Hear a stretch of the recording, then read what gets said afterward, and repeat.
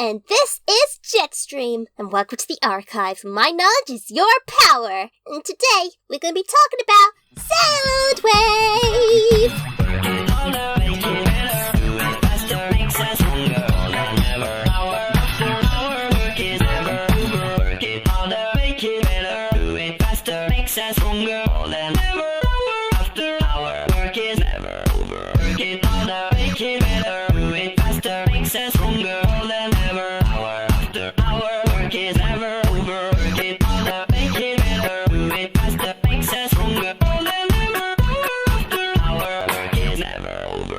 Yep, Soundwave. He goes back since Transformers Prime, working as Megatron's communications and surveillance officer.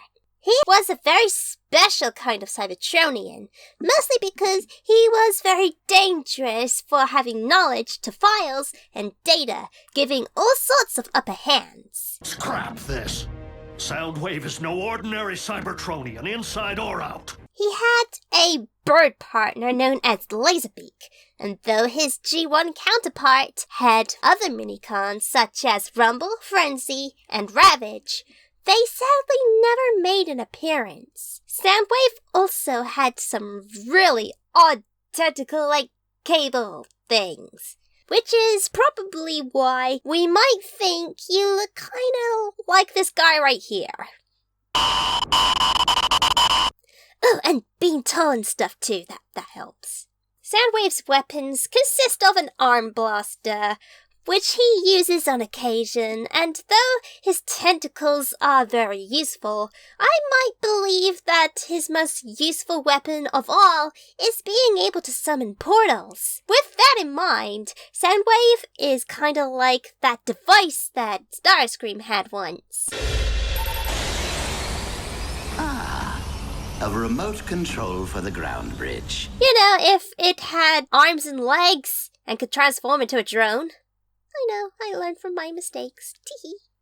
Soundwave's first appearance was in Season 1, Episode 1, Darkness Rising, Part 1. There to greet us right at the very start and through to the very end of Season 3, Episode 13, Deadlock, where we saw Soundwave getting banished to the Shadow Zone thanks to the humans using their heads against Soundwave.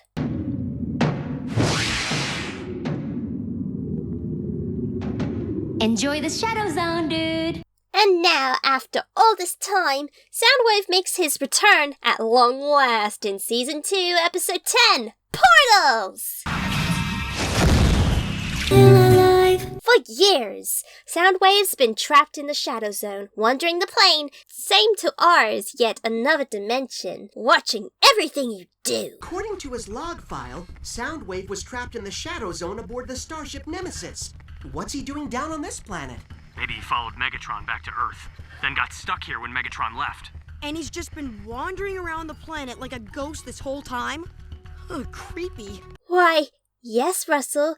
Yes, it is! I'm watching you, Wazowski. Always watching. Anyway, while Soundwave was in this state of being, he's been thinking a lot about his revenge on the Autobots as well as wanting to have his Lord and Master and longtime friend, Megatron, return to the Decepticons. However, I'll talk about that a little later.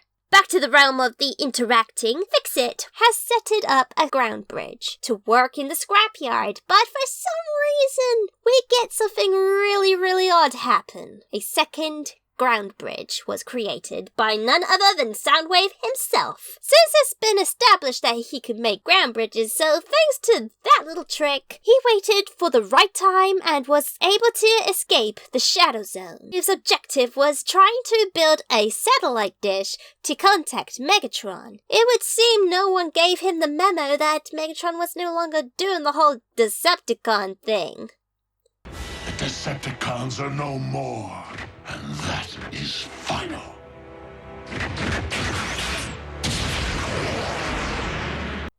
But sooner or later, he was outwitted, and Soundwave was made to once again return to the Shadow Zone.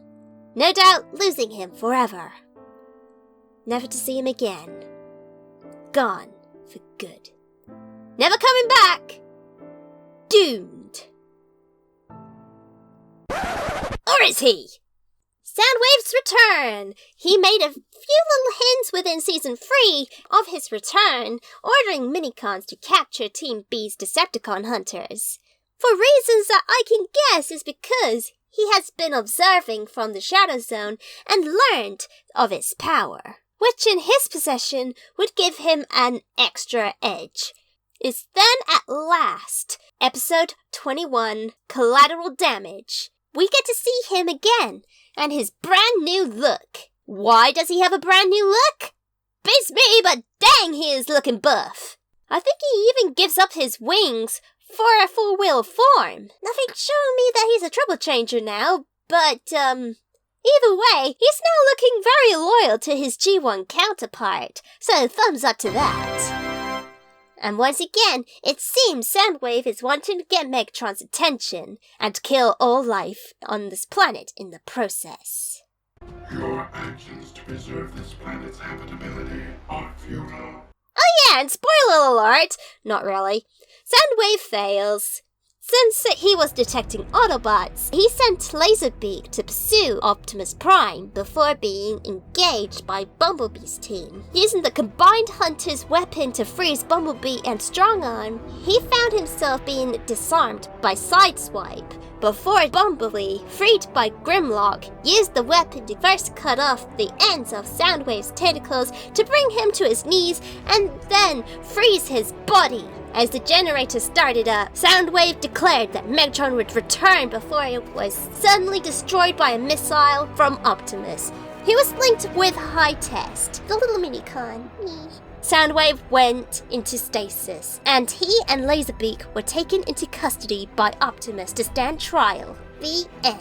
So Soundwave, he's been a legend and one of the most darkest, coolest, and downright interesting baddies in Transformers history. Soundwave is one of the top fighters and a mystery to behold. And in Transformers Prime and Robots in Disguise was no exception. Like and subscribe for more content. And remember, by controlling the web, I control the world. It's transmission.